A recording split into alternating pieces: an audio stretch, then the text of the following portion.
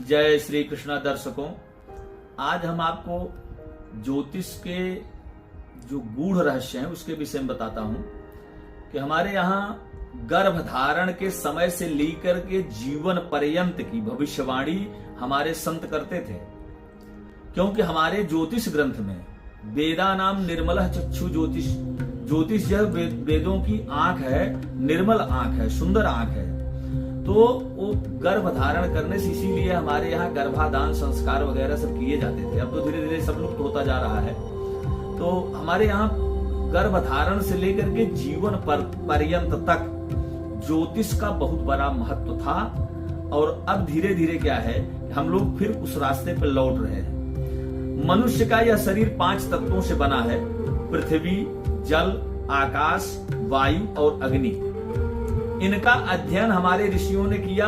गर्भ में ही धृतराष्ट्र को वेदव्यास जी ने कहा कि माते यह अंधा होगा, पांडु को कहा कि माते यह पांडु रोगी होगा, और विदुर को कहा माते यह भक्त और ज्ञानी होगा। कारण गर्भ धारण के समय कौन से ग्रह किन परिस्थितियों में संक्रमण कर रहे हैं, उसी प्रकार का प्रभाव बच्चे के ऊपर पड़ेगा। इसलिए हमारे यहाँ गर्भाधान संस्कार वगैरह होता था, मुहूर्त होता था। यही कारण हमारे ऋषियों ने मुहूर्त बनाया है। अमावस्या, रिक्ता, प्रतिपदा, सूर्य के राशि परिवर्तन के दिन, जिसको संक्रांति कहते हैं, गर्भाधान को वर्जित किया गया था। दूसरा, मनुष्य का खान पान, रहन सहन असंयमित होने से बीमारियों की स्थिति उत्पन्न होती है।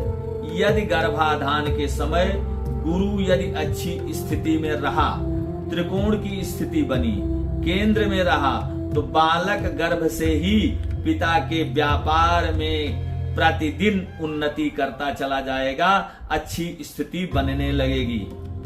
यदि गुरु नीच राशिगत हो, दूषित हो, तो बच्चे को जन्म होते ही पीलिया रोग उत्पन्न करता है, परिवार में परेशानियां आती हैं। ग्रहों को लगभग 2 भागों में बांटा गया है, एक देव और एक राक्षस।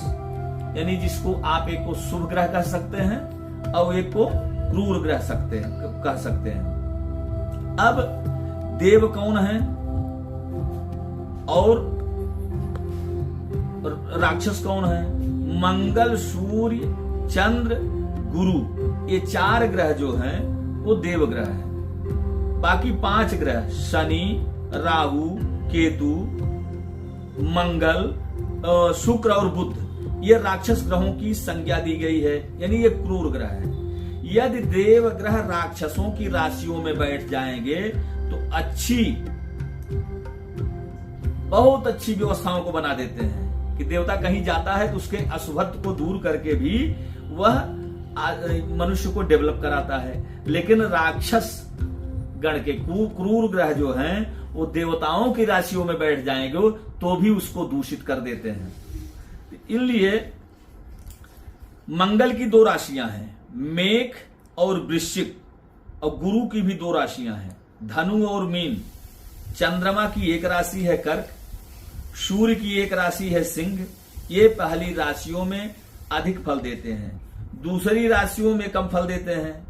जैसे किसी के पास में 2 पत्नियां हैं तो पहली पत्नी को आदमी उतना सम्मान नहीं देगा जो राक्षसी प्रवृत्ति है, वो दूसरी पत्नी को ज्यादा सम्मान देगा।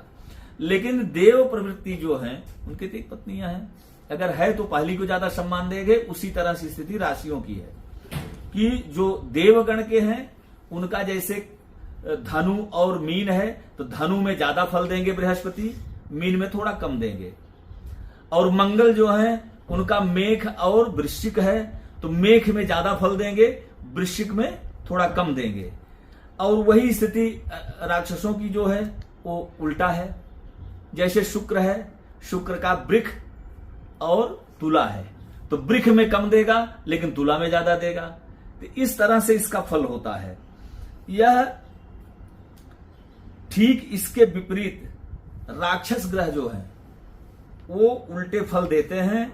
और इनकी व्यवस्थाएं, इसको जिस तरह से हम लोग अपने मुहूर्तों को मानते हैं, यदि व्यापार का मुहूर्त सही रहेगा तो व्यापार कितना भी कठिनाई आई लेकिन वो कभी भी व्यापार डूबता नहीं है।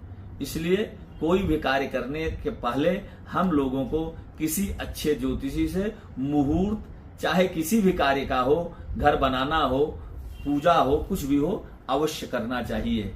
जय श्री कृष्ण।